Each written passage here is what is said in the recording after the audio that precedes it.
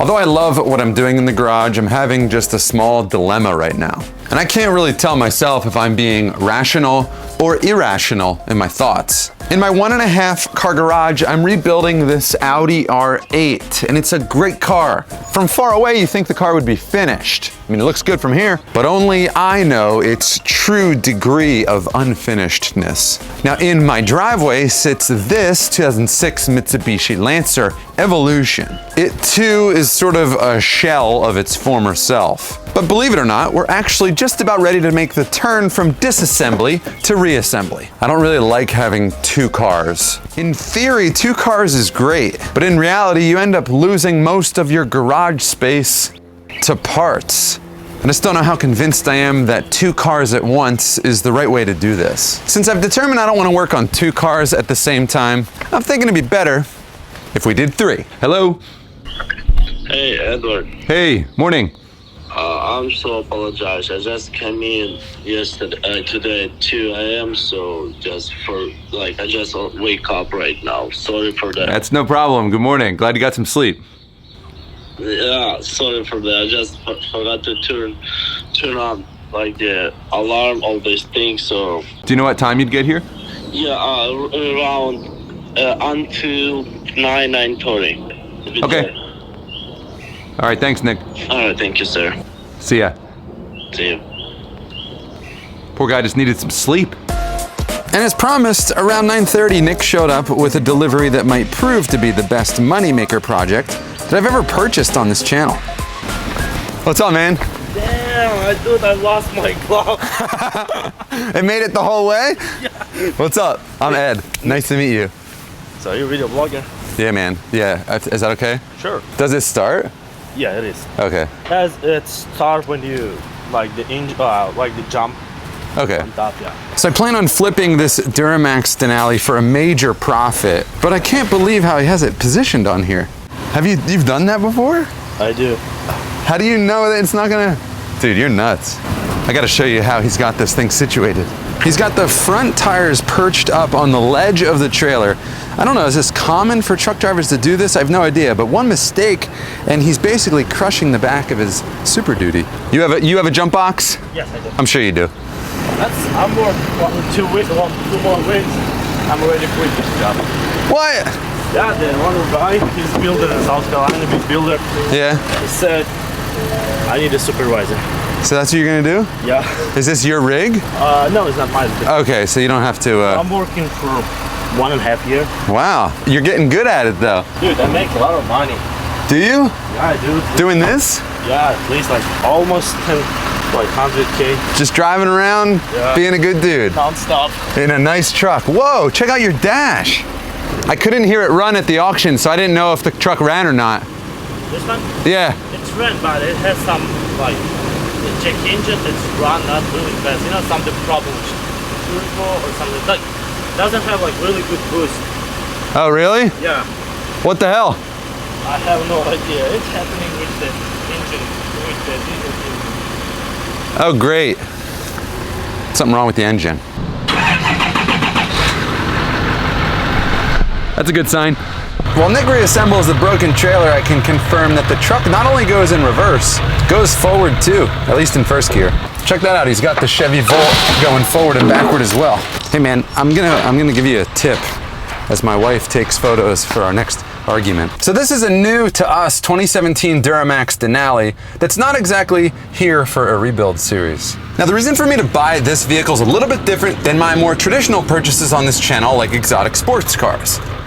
But that's because I think I know something about this truck that not many people know. And when I tell you what that is in a moment, you might realize that that could lead to us making a good bit of money on this truck.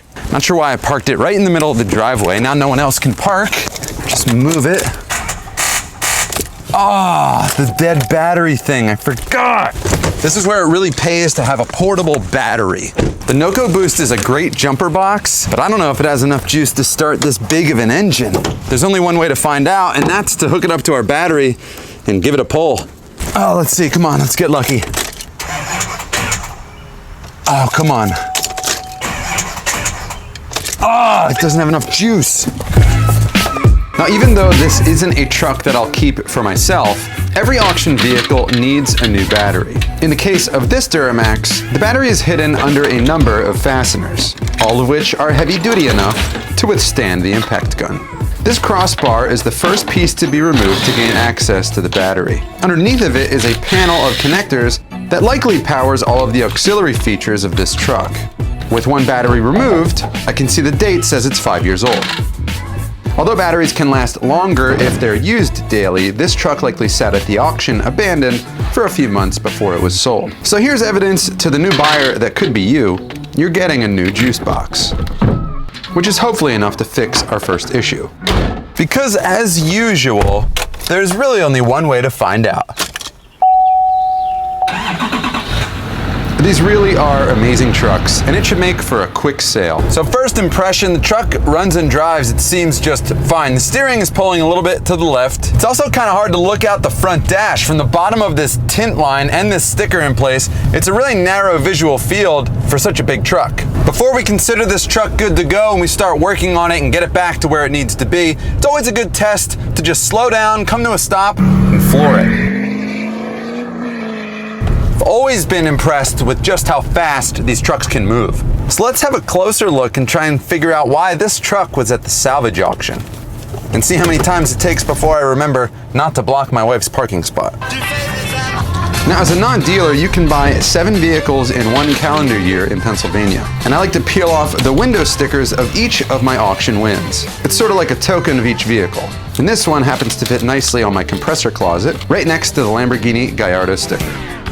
Although it's cool, collecting auction stickers from my crashed cars isn't the only way that I decorate my garage space. For instance, this wall is sacred to only hosting my 3 favorite vehicle iterations: the V12 Lamborghini lineup, the Audi R8 of course, and the 911 Turbo Series. Whereas the right side of the garage is a little less sacred, hosting this hood from a crashed carbon fiber build, as well as this crashed up frunk lid from my Lamborghini, and this intercooler from an Evo 9. With so many busted up, high character pieces from my exotic car projects, it's hard not to look at a space and wonder, what could I put there? Well, the brainstorming's over because of our friends at Echo Neon. Echo Neon is a handmade custom sign builder who caters to creators like you and I. Can you guess what custom design I went with? The kit ships 3 to 5 days after you submit a design and comes with everything you need to hang it yourself. It's ultra simple using the supplied hardware, and they even toss in a reusable canvas bag, of which contains your instructions. The holes are all pre-drilled, so all you have to do is mock it up where you like it, and then drive the supplied hardware into an anchor or a stud. The 4 screws come with 4 rubber washers and 4 metal caps for a sleek appearance. Now, before heading over to echoneon.com/customize for your light, be sure to save the term EdGasket30. It's a code that gets you $30 off your order in transforming your creative space from something like this into something more like this. Just like each auction vehicle needs a new battery, each vehicle always deserves a bath. But this truck especially needs cleaning, so we can see up close why it was totaled. Because you're probably wondering why this truck was at the salvage auction, if the only thing it obviously needs is a good washing. That's because this Duramax has hail damage. From far away you wouldn't know, but if you look up close, there's about 500 of these small dents. Fortunately, most of them are on the flat panels like the hood. Now, flat panels like the hood can be replaced fairly affordably. It's the small dents all over the body of the truck that will need paintless dent removal. Now, the real reason I bought this truck is because in Texas, hail-damaged trucks don't receive a salvage title. The title, it stays clean, which means this truck could be worth maybe 25% more than its salvage equivalent. So whatever title is actually inside of my mailbox right now will determine if we're gonna turn a profit or if we're gonna make a fortune. This is I don't wanna jump to conclusions, but this looks like a clean title, and in my opinion, we're gonna make a fortune. And when I say make a fortune, all I really mean is I want this truck to pay for this Evo. Now, one of the problems with me and making any money at all is that I'm not good at flipping a car as is. I like to fix all the problems that the car has when it shows up to my house. Now, obviously, the more money that I spend fixing this truck means less money I'll make on the sale. But some of these purchases are simply unavoidable. The windshield can't stay cracked. The truck has to get inspected. And the tires are really bald. So let's see how little money we can spend in keeping this truck roadworthy and safe for its next owner, all while selling it for a win, but being able to sleep at night knowing I did the right thing. So the first stop in making less money on our truck is Mavis Tire. Now Mavis hooked me up before on my Bentley build and my R8 build, so it only made sense to come back to them. Just like if I sell somebody a good product, they might come back to me. Or maybe if I make a good video. Hi, I have an appointment for tires for my truck. Your name, sir? My name's Edward. Yes, sir, Edward. Yes, sir. I'll be in need of time. Definitely. And then you just want the alignment checked as well. Okay. If you can. Yeah. Phone number 267-265. Correct. Oh, okay. Well, when we get it in, we'll check it out and then I'll call you. Easy. Okay, great. Love it. From Gordon. Gordon, nice to meet you. You too, man. Do you want any drone photography? I don't have a drone. If you have one I could borrow, that'd be great. Well, thank you. All right, brother, man. Nice talking to you, Gordon. Yes, sir. See ya. Take care. Thank you. Yes, sir. Nicest guy ever. See, that's why you have to fix the truck the right way, in case Gordon buys it. It also means I can't afford to call an Uber, so I had to call my wife. Thanks, baby. Thanks, Gordon. Even though I'm not paying cash for this ride, nothing's free. The service from Gordon has been amazing. What I wasn't expecting from Gordon was a phone call before we even put the car in park. Hello? Oh, hey, it's Gordon from Mavis, sir. Gordon, hi. Hey, sir, I was just calling to let you know they were, the tires, because they're so big, we can get that same tire, but it wouldn't be until Tuesday. Okay, I mean, I don't need that tire. Oh, okay, I'll let him know, and we'll get back to you soon, sir. Thank you. Thanks, Gordon. You're welcome, sir. Okay, bye-bye. See ya. Yes, sir. I love this guy. Hello? Hey, boss, it's Ray from Mavis giving you a call about those tires we were talking Cool. about. Yeah, thank you. Hey, boss, so I'm trying to figure out what I can do here, see that size.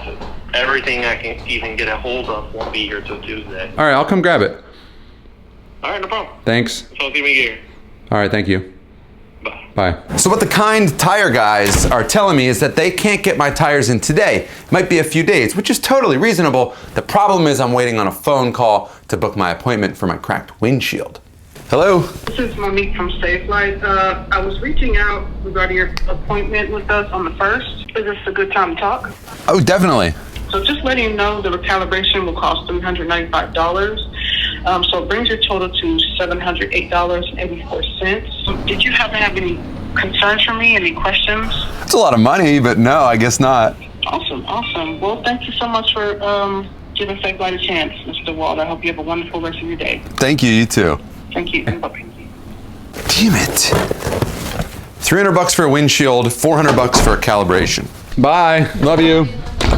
Didn't have it in me to ask my wife to drive me back to the tire place to pick up the truck, so I called an Uber, a real one. Joe? What's up, man? How are you? I'm well, how you doing? Awesome. Do you buy a wrecked car? Yeah, Fix them? yeah. Do you fix them by yourself? I do. Do you have a garage, I guess? Yeah, it's sort of. Not very big. Wow. Nice talking Have to you. a great weekend at work. Thank you, Good you luck too. with everything you do. Yeah, you too. Take care, sir. Bye-bye. Some version of a walk of shame here. Gordon! Yeah. I knew you were in here. What's up?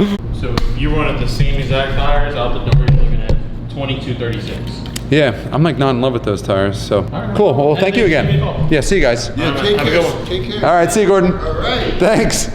Well, we're 2.5 hours into this project and no closer to selling this truck. Now we gotta figure out how we're gonna get tires because they don't have them in stock. And time is money. Somehow. I don't really know how that translates in this scenario, but time is money. Windshield's still broken, tires are still bald. So the woman on the telephone just told me this truck is a $300 windshield, which is pretty cheap, but then it comes with a $395 fee to recalibrate our windshield. What does it mean to recalibrate a windshield? If anybody can explain it, it's probably the guys inside SafeLight. What's up, how you doing? I have a 5 o'clock appointment? Your truck, right? Truck, that's it. So it turns out that the software that you need to calibrate this windshield is provided by GMC to companies like SafeLight at an expensive monthly fee. So SafeLight passes that fee on to the customer like me, and in trade lets me sit at their children's-sized waiting room furniture. Film me. Don't film me. No, I won't film you. Try to be anonymous on the internet. Oh, dude, So there's a guy inside that garage behind me that's working on my truck right now that is YouTube gold. And I started recording and he said to me, listen, I don't want to be on the internet. Can you not record in here? And I have to oblige by his request. So he said he's gonna get the job done in about an hour, which is really cool. The bad thing is my wife's here to pick me up and I told her it was gonna be 3 hours, which means we're gonna have to go home in an hour and then she's gonna bring me back. So I have to treat her really nice. Hi. It's only gonna be an hour. So in just under an hour, the truck has a brand new windshield and the crack is gone. Like, it's gone. And that is pretty. Now if I could just find some tires. Sir, do you know where I could find some tires? Let's try this a different way. What if I told you in the time it took for this train to pass, I already found tires and had them express delivered to my house? They're gonna love this idea. So the tires on this truck are completely smoked, and these are the brand new set that I have in the truck bed. I was able to get these tires really fast, and now I don't have to wait on a tire shipping company to supply them to a place like Mavis, which they told me would take 5 days. A tire shop makes money selling you tires and mounting the tires on your truck. So I don't know if I need an alignment, but I offered that as a service that he could provide me, so I'm not totally screwing him by bringing my own tires. Whoa. Guy means business. The better question is, do I call my wife for a ride or do I call an Uber? What's the maximum number of times you can call your wife for a ride in one day? I wonder if that's my Uber. Hey man, Uber for Ed? Yeah. Thank you. Ooh, that AC feels good. I have this weird feeling that as soon as we get home, the truck's gonna be finished. Thank you. Well, that was great. That got me home in like 15 minutes for 20 bucks. Hi, bud. Hello. Yes. It's done. Yeah. Okay. Yeah, I don't know why I listened. The website, I think it said 2 hours. I know, I should have asked. All right, I'll be right there. You know, I really wish one of these times an Uber driver would show up in a cool car. I love this car, man. Thank you. How you doing? Good, how are you? Good. I wasn't sure if this was an Evo or not.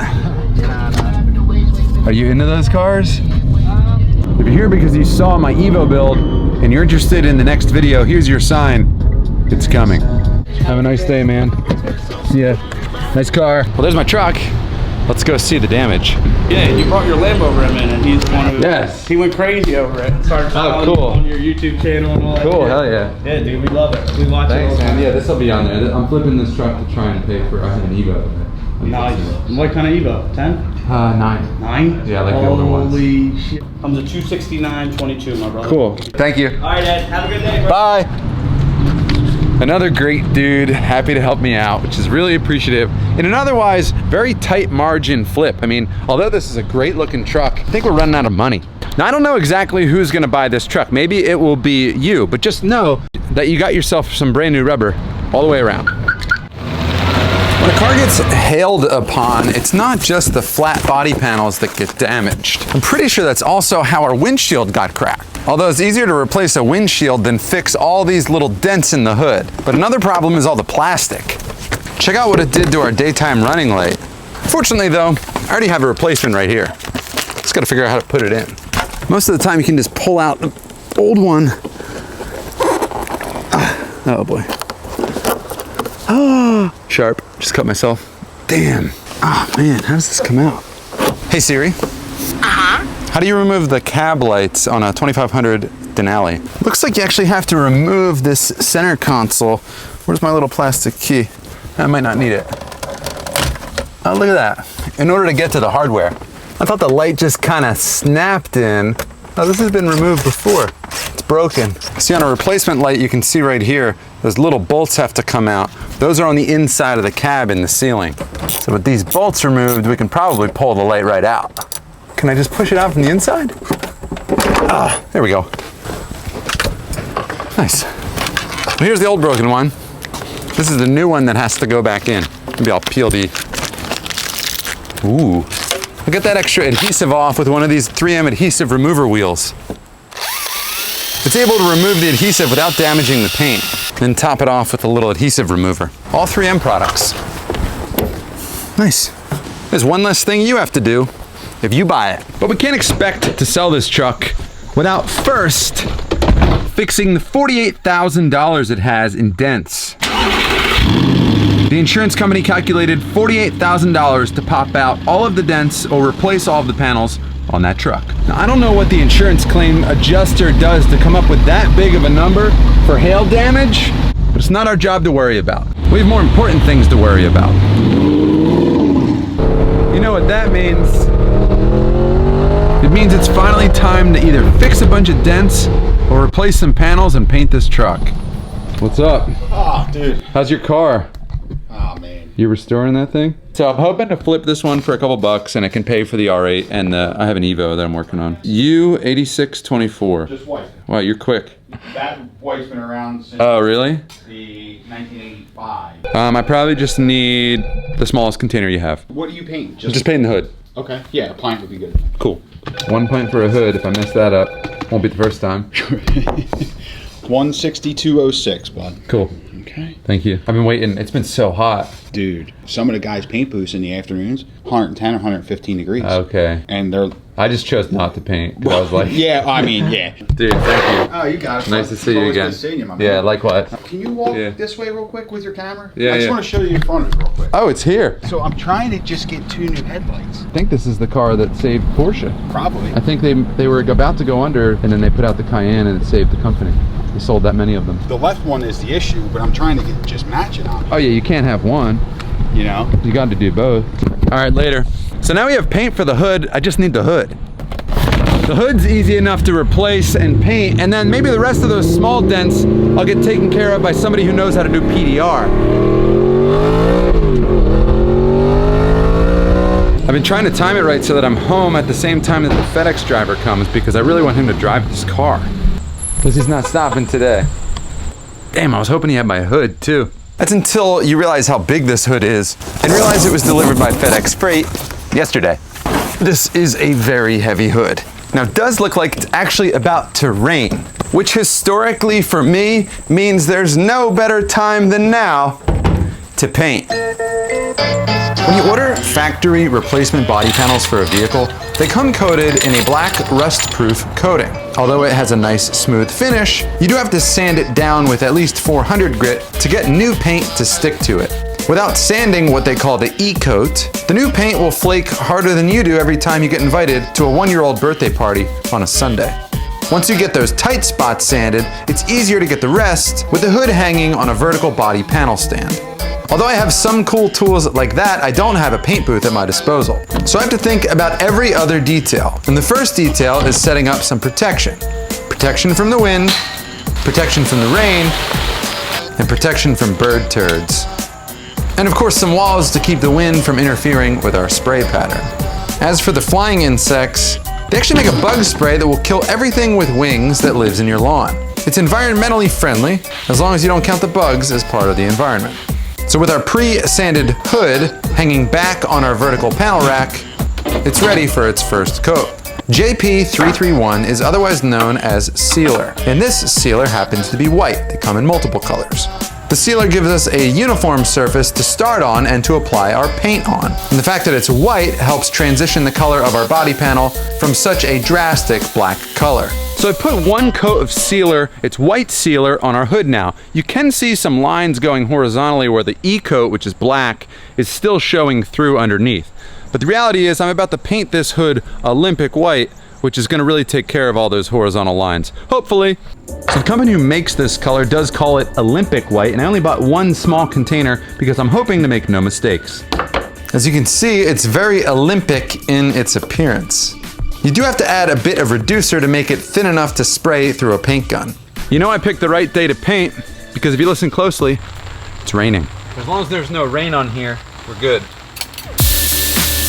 Now the downside to white on white paint jobs is it's hard to see where you just painted and where you need to paint next. I don't know why I went up and down, but once I started doing it, I didn't want to stop and make it look weird. So if it looks weird, that's why. Whatever the method was, it worked to take away our zebra stripes. So we're finished with our base coat, which is white, and I'm not really happy with the texture of the paint on the surface of the hood. I love the coverage, the color looks great, but it's a little rough, and sometimes you can fix that by putting on a very thick clear coat. The problem with a thick clear coat on a hood that's positioned vertically is that I can easily get some runs in the clear coat because I'm not super skilled at this. So if I turn the hood more of a flat surface, I'm less likely to mess this up. What I'm about to do is very dangerous because if I scratch the paint or I get fingerprints in the paint, I don't have any more paint to fix that problem, and I'd have to spend another 65 bucks on a pint of paint. So let's try this. Now we're just at a greater risk for something landing on top of the hood, but that's no new risk. We've dealt with that all along. So here goes the first coat of clear. I moved this body panel outside of the tent because it's a relatively sunny day and there were a lot of flying bugs up in the peak of our tent. The clear coat spray makes an ascending cloud that will kill those bugs and they'll end up free falling directly onto our wet paint.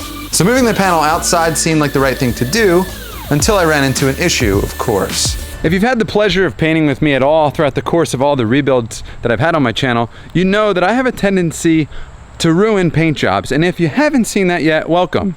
I just ruined a paint job. From far it looks decent, but if you look closely, see all those bumps in the paint? I'm not sure what that is. It's either water that rained from the sky when I walked away to mix my second batch of clear, or it's fisheye from all the contaminants that I put on the base coat right before I clear coated when I rubbed it with the tack cloth. Or it could be anything. I don't really know much about this. I don't know much about painting. But I know that I ruined this one. Now I have a tough decision to make. The problem is the cost to redo the paint is gonna be $60 for another pint of white, and I don't know, $100 for another gallon of clear coat, or maybe it's a $50. Oh, what just landed on the hood? Oh, that's nice. That's very nice. And I'm starting to really cut into the margin for profit on this truck, and I'm wondering, should I just sell the truck with the dents in it? Because I fixed all the other real issues with the truck. Also, I already mixed up another batch of clear, so we might as well spray it. One thing that always remains true is that the thicker your clear coat, the more mistakes you can sand out of it. So a second coat is perhaps my last chance at saving this hood. Figure I'll just let it all dry, wet sand the hell out of it, and then polish it and see if we can make it look better than it does now. Oh, look, you good? Well, in the 2 seconds that I just shut my camera off, it started raining. That's what it was. It already stopped. When I went and mixed that second batch of clear coat, it rained on the hood. Oh look, there's rain on the lens. So waiting for that paint to dry is a great time to clean this entire garage up of everything I used to paint that hood. But with how bad this clear coat finish is, I'm not convinced we're finished with all of our paint products. And since that hood is essentially dry, let's take some wet soaked sandpaper, 600 grit, and sand down all the bumps. Remember, I'm selling this truck to make money, but I'm not trying to rip anybody off. The way to make money isn't to sell the truck for more than it's worth, it's to put it back into good condition and sell it for its market value. The opportunity to make money is in the price that you pay for the vehicle, not for what it sells for. So I wet sand this hood to remove the imperfections in the clear coat. So it looks a lot better. It's not entirely fixed, and I do have one more trick up my sleeve to try and make this look a little bit better so we can mount it on the truck and see if it helps or hurts the value of our truck. And get it ready for a buffing. The buffer has various pads and compounds to make the paint really pop. The sandpaper leaves small scratches in the paint, and the buffing is able to remove those small scratches. Hey man, how are you? Excuse me. Sweet, you have to... Nice, man. Thanks so much. That awkward exchange when you don't know if you're supposed to take the packages from their hand or let them put it on your doorstep. Once I buff the entire hood, I go over it with a polishing pad and sling polish all over the Evo. Well, after a good polish, it actually looks totally acceptable. The patina, if you will, kind of matches that of the truck. I can't believe how well this worked. Well, I can put away all of the painting equipment because somehow, some way, we salvaged the paint job, which was maybe my worst paint job ever on any panel, but I was able to fix it. Don't worry, if you plan on buying this truck, it's all good. The paint job looks good. So what are the odds I get this hood off entirely by myself without any help? Thinking very low odds. Problem is, if I get stuck in a situation where I can't get it up for myself, what am I gonna do then? Thinking if I take a couple bolts out, well, a couple means 2. Oh, wrong direction. 2 of 4. I should be able to get this thing at least in a position to remove it, or in a position to yell as loud as I can for help. Okay, the hood's floating. Oh no. What do I do from here? Can you hear me? Do you help? Yeah, I don't think I can get down from where I'm at right now. I'm just kind of holding the hood up in the air. So I'm gonna lift my end. Can you lift yours? Are you okay? I'm coming your way. Okay, you can put it down. Thanks, darling. Oh my God. I know, they're so heavy. Excuse me, sit down, please. Maybe we can put the new one on? And then I went to go hit record again, which then stopped the recording. So I didn't record us removing the hood or putting the new hood back on. No, thank you. Hood's on. Thanks for your help. Under the heat shield of the old dented up hood lies the hood scoop intake assembly. That comes out of the old hood as fast as it goes into the new one. And on top, the heat shield's installed. We can even salvage the intake grill from the old hood too. And hopefully it turns out that replacing and painting this hood was cheaper than the cost of paintless dent removal. Every time I fix something that's broken on this car, I have to stop and ask myself, is it right now fixed enough to sell? Or do I keep going and keep investing money into the vehicle to the point where I might actually over-invest and really eat into the returns? This is a third brake light. If you're really flipping for profit, knowing when to stop can be a tricky skill to learn. It's hard to believe a $30 brake light would put us over the edge. And a broken light, totally reasonable to replace. But you could make $1 million $30 repairs on this truck, and eventually one of them is gonna be the one that puts us over the edge. Let's hope it's not this one. That looks really good. So I won this truck at an auto auction in Texas, sight unseen. And when I buy sight unseen, I have to bid less for these vehicles. So I won this one for $19,000, pretty good. Now the auto auction always gets their cut, which was about 2,000 bucks. And Nick, the Ukrainian delivery driver, he needed $1,800 to get the truck from Texas to my house. Now add $1,500 to get the painted hood situated, and also another $1,200 to get tires mounted on this truck. All in all, I'm about 30 grand into this thing. You're probably wondering, 30 grand? You won it for 19, how did you get to 30? And that's because I gotta be honest with you. I did spend about $3,000 on this truck when no one was looking, and I took it to the dealership for that. That was all front end work to make sure we got rid of that little wobble that was in the steering wheel. It turned out to be a bunch of brake problems, so all fixed. Well, that's enough of the fine print about how I have 30 grand into the truck. Nobody cares about that. What everyone cares about, what I care about, is what am I gonna get out of it? The cheapest version of the 2017 Duramax Denali is for sale in Waite, Minnesota for 40 grand. But that truck, I can guarantee it, doesn't come with a place to hang your cowboy hat. I thought that was a CB radio antenna until the previous owner of this truck, who I found, corrected me. Now, rather than keep this really boring and put it up for sale for 40 grand, I put it up for $31,999 on eBay Motors. I'll put the link down below so you can buy this truck. Oh, and for the next 3 days, I put a really low buy it now option. If you want to head over there now and get this thing super cheap. Next week's video is either of the Evo or the R8, and I'll tell you what the final price was for the truck, so you'll have to subscribe. If you haven't figured it out by now, the whole purpose of this video was to convince you to buy that truck off me.